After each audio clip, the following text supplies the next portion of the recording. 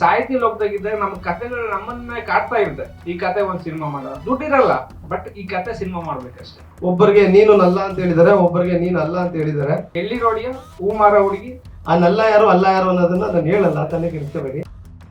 ನಿನ್ನ ನರಕ್ಕೆ ಸಾರ ಮಾಡ್ಕೊಂಡ್ಬಿಡ್ತೀನಿ. ಅದು ಈ ಮಟ್ಟಿಗೆ ವೈರಲ್ ಆಗೋದು ಗೊತ್ತಿಲ್ಲ.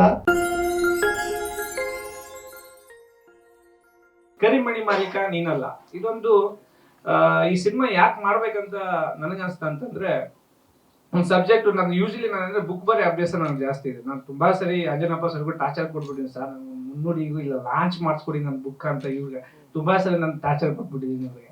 ಸೊ ಹಂಗಾಗಿ ಈ ಸಾಹಿತ್ಯ ಲೋಕದಾಗಿದ್ದಾಗ ನಮ್ಮ ಕಥೆಗಳು ನಮ್ಮನ್ನೇ ಕಾಡ್ತಾ ಇರುತ್ತೆ. ಈ ಕತೆ ಒಂದ್ ಸಿನಿಮಾ ಮಾಡೋದು ದುಡ್ಡಿರಲ್ಲ, ಬಟ್ ಈ ಕತೆ ಸಿನಿಮಾ ಮಾಡ್ಬೇಕಷ್ಟೇ ಅನ್ನೋ ಒಂದು ಮನಸ್ಥಿತಿ ಬಂದಾಗ, ಆ ಒಂದು ಮನಸ್ಥಿತಿಯಲ್ಲಿ ನಮ್ಗೆ ಈ ಕರಿಮಣಿ ಮಾಲೀಕ ನೀನಲ್ಲ ಅನ್ನೋ ಒಂದು ಈ ಸಿನಿಮಾ ನನಗೆ ಹುಟ್ಟಿದ್ದು. ಒಂದು ಎಳ್ಳೀರು ಹೊಡೆಯೋ ಹುಡುಗ ಮತ್ತೆ ಹೂ ಮಾರೋ ಹುಡುಗಿ, ಇವ್ರಿಬ್ಬರದ್ದು ಹೆಂಗಂತಂದ್ರೆ, ಅದು ನೀವು ಆಕ್ಚುಲಿ ಅವ್ರು ಶೂಟಿಂಗ್ ಸ್ಪಾಟ್ ಅಲ್ಲೂ ಅಷ್ಟೇ, ಮೇಡಮ್ ಅವ್ರ ಆಗಿರ್ಬೋದು, ಮತ್ತೆ ಇವರು ಸರ್ ಆಗಿರ್ಬೋದು, ಮತ್ತೆ ಕಾಕ್ರೋಚ್ ಸರ್ ಆಗಿರ್ಬೋದು, ಇವ್ರು ಎಲ್ಲರೊಟ್ಟಿಗೆ ಕೆಲಸ ಮಾಡಿದ್ದು ನಾನು ಯಾವತ್ತೂ ಮರೆಯಲ್ಲ. ಇವ್ರಿಬ್ರು ತುಂಬಾ ತಮಾಷೆ. ಅಂದ್ರೆ ಅಲ್ಲಿ ಜಗಳ ಆಡೋದು, ಹೀರೋ ಮಾತಾಡಿದಾಗ ಅವ್ರು ಜಗಳ ಆಡೋದು, ಈ ಜಗಳದಲ್ಲೇ ಮತ್ತೆ ಈ ಸರ್ ಕಾಕ್ರೋಚ್ ಸರ್, ಇವ್ 3 ಜನದಲ್ಲಿ ಯಾರ್ ಕರಿಮಣಿ ಮಾಲೀಕನ ನಾನು ಮಾಡ್ಬೇಕು ಅನ್ನೋದು ನನಗೊಂದು ಚಾಲೆಂಜಸ್. ಇವ್ರ ಕರಿಮಣಿ ಮಾಲೀಕ ಆಗ್ತಾರ ಇಲ್ಲ ಅವ್ರು ಆಗ್ತಾರಂತ. ಸೊ ಇದೆರಡು ಕ್ವಶನ್ ಇಟ್ಕೊಂಡು ನಾನು ಕಥೆನ ಆಡ್ದಿದ್ದು ಆಕ್ಚುಲಿ. ಸೊ ಆ ಕತೆ ಅದ್ಭುತವಾಗಿದೆ. ದಯವಿಟ್ಟು ಈ ಕಥೆನ ನೀವು ಥಿಯೇಟರ್ ಅಲ್ಲಿ ನೋಡಿದಾಗ ಅದಕ್ಕೊಂದು ಮಜಾ ಸಿಗುತ್ತೆ. ಎಲ್ಲಿ ರೋಡಿಯ ಹೂ ಮಾರ ಹುಡುಗಿ. ಸೊ ಇವ್ರಿಬ್ರು ಲವ್ ಮಾಡ್ತಿರ್ಬೇಕಾದ್ರೆ ಇನ್ನೊಬ್ಬ ಬರ್ತಾನೆ. ಆ ಇನ್ನೊಬ್ಬ ಕರಿಮಣಿ ಮಾಲೀಕ ಆಗ್ತಾನ, ಅಥವಾ ಮೊದ್ಲೇ ಲವ್ ಮಾಡ್ತಾ ಇದ್ದಲ್ಲ ಅವ್ನ್ ಕರಿಮಣಿ ಮಾಲೀಕ ಆಗ್ತಾನ ಅನ್ನೋದೇ ಒಂದು ಕ್ವಶನ್ ಮಾರ್ಕ್. ಸೊ ಇದು ನಮ್ಮ ಕರಿಮಣಿ ಮಾಲೀಕ. ಸೊ ಈಗ ನಮ್ಮ ಸುಧೀರ್ ಸರ್ ಮಾತಾಡ್ತಾರೆ, ದಯವಿಟ್ಟು ಸಿನಿಮಾ ಬಗ್ಗೆ. ಈ ಟೈಟ್ಲ್ ಅಲ್ಲೇ ಇದೆ ಕರಿಮಣಿ ಮಾಲೀಕ ನೀನಲ್ಲ ಅಂತ.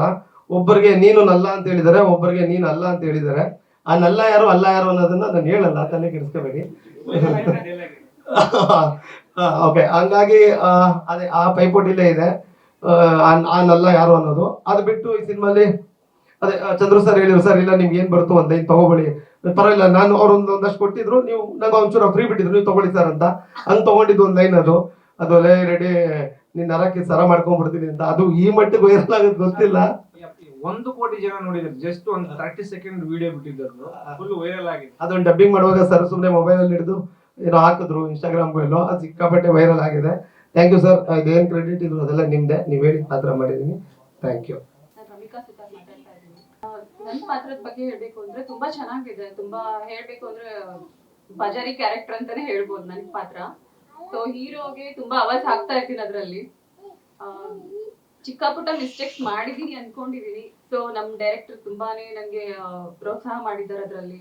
ಇಲ್ಲ ಮೇಡಮ್ ಮಾಡಿ ಚೆನ್ನಾಗಿ ಮಾಡ್ತಾ ಇದೀರಾ. ನಾನು ಪದೇ ಪದೇ ಹೋಗಿ ಕೇಳ್ತಾ ಇದ್ದೆ, ಯಾಕಂದ್ರೆ ಫಸ್ಟ್ ಫಿಲಮ್ ನಂದಿದ್ದು. ಆಕ್ಟಿಂಗ್ ಹೆಂಗ್ ಮಾಡ್ತಿದೀನಿ, ಯಾವ ತರ ಮಾಡ್ತಾ ಇದೀನಿ ಅಂತ ನಿಜವಾಗ್ಲೂ ನಂಗೆ ಗೊತ್ತಾಗ್ತಾ ಇರ್ಲಿಲ್ಲ. ಸೊ ಕಾಕ್ರೋಚ್ ಸುದೀಪ್ ಸರ್ ಜೊತೆಗೆ ಆಕ್ಟಿಂಗ್ ಮಾಡ್ಬೇಕಾದ್ರೆ ತುಂಬಾನೇ ನರ್ವಸ್ ಆಯ್ತು. ಬಟ್ ಅವ್ರು ಕೂಡ ಹೇಳಿದ್ರು ಚೆನ್ನಾಗಿ ಮಾಡ್ತಾ ಇದೀರಾ ಮಾಡಿ ಮೇಡಮ್ ಅಂತ ಹೇಳಿದ್ರು. ಅವಾಗ ಓಕೆ ಅಂತ ಹೇಳಿ ನಾನು ಆಕ್ಟಿಂಗ್ ಮಾಡಿದೆ. ನಾನು ಆ್ಯಕ್ಚುಲಿ ಹೇಳ್ಬೇಕಂದ್ರೆ ತುಂಬ ಕನಸಿತ್ತು ಮೂವಿ ಮಾಡ್ಬೇಕಂತಂದು ಹೀರೋ ಆಗಿ. ಹಾಗಾಗಿ ನಾನು 3 ತಿಂಗಳು ಜಿಮ್ಗೆ ಹೋದೆ. ಜಿಮ್ಗೆ ಹೋಗ್ಬಿಟ್ಟು ಆ ಟೈಮಲ್ಲಿ ನನಗೆ ಡಿಸ್ಮಿಸ್ ಆಗಿತ್ತು. ಡಿಸ್ಮಿಸ್ ಆಯ್ತು. ಆಮೇಲೆ ನನಗೆ ಮೂವಿಗೆ ಒಪ್ಕೊಂಡೆ. ಚಂದ್ರ ಸರ್ಗೆ ಕಾಲ್ ಮಾಡ್ತಾ ಇದ್ದೆ, ಯಾವ್ದಾರು ಒಂದು ಚಾನ್ಸ್ ಇದ್ರೆ ಕೊಡಿ ಸರ್ ಅಂತ. ನಾನು ಸೃಷ್ಟಿ ದಮ್ಲೂರು ಸೃಷ್ಟಿ ಅಕಾಡೆಮಿಯಲ್ಲಿ ಹೋಗ್ತಾ ಇದ್ದೆ ಆ್ಯಕ್ಟಿಂಗ್ ಕ್ಲಾಸಿಗೆ. ನಾನು ಅಲ್ಲಿ ಹೋಗ್ಬಿಟ್ಟು ಮತ್ತು ಚಂದಾಪುರದಲ್ಲಿ ಜಿಮ್ಗೆ ಹೋದೆ. 3 ತಿಂಗಳು ಡಯಟ್ ಇದ್ದು ಅದೆಲ್ಲ ತುಂಬ ಕಷ್ಟ ಇದೆ ಹೇಳ್ಬೇಕಂದ್ರೆ. ಇಷ್ಟೆಲ್ಲ ನಮ್ದು ಕಷ್ಟ struggle. Sorry, first of all ನನ್ನ ವಾಯ್ಸ್ ಸ್ವಲ್ಪ ಸರಿ ಇಲ್ಲ. ನನ್ನ ಹೆಸರು ಮೀನಾ ಕಿರಣ್ ಅಂತ. ಕ್ಯಾರೆಕ್ಟ್ ಮಾಡಿದ್ದೀನಿ. ಪಾತ್ರ ಚೆನ್ನಾಗಿದೆ. ದಯವಿಟ್ಟು ಎಲ್ಲ ಸಿನಿಮಾ ಥಿಯೇಟರ್ಗೆ ಬಂದು ನೋಡಿ ಅಂತ ರಿಕ್ವೆಸ್ಟ್ ಮಾಡ್ತಾ ಇದ್ದೀನಿ. ಬಿಕಾಸ್ ಕನ್ನಡ ಚಿತ್ರಗಳು ಇತ್ತೀಚೆಗೆ ಜಾಸ್ತಿ ಓಡ್ತಾ ಇಲ್ಲ. ಸೊ ಎಲ್ಲರದ್ದು ಸಪೋರ್ಟ್ ಬೇಕು. ಖಂಡಿತ ಈ ಟೀಮ್ನ ಗೆಲ್ಸಿ ಅಂತ ನಿಮ್ಗೆಲ್ಲರನ್ನೂ ಕೇಳ್ಕೊಳ್ತಾ ಇದ್ದೀನಿ. Thank you so much.